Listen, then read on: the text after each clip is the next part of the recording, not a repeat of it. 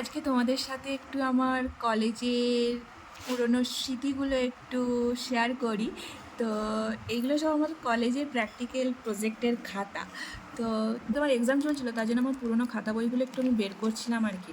সেই জন্য না মানে রুমটা পুরো অগোছালো হয়েছিল, আজকে একটু গোছাচ্ছিলাম, তাই ভাবলাম তোমাদের সাথে একটু শেয়ার করি। এটা জিওলজির খাতা। তো জিওলজি আমার পাশে ছিল, তো এটা জিওলজির খাতা।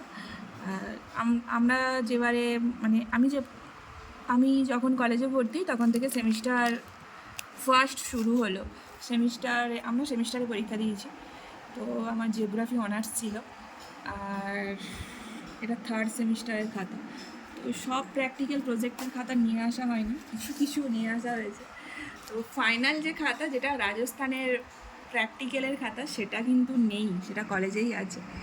তো সেটা থাকলে আরও ভালো হতো, তোমাদের সাথে অনেক কিছু শেয়ার করতাম। তো এতে কিছু নেই, এটা জিওলজির সব ছবি টবি আছে। কলেজের মানে কারা কারা কলেজ পাস আউট হওয়ার পর কলেজটাকে খুব মিস করো? আমি তো খুব মিস করি।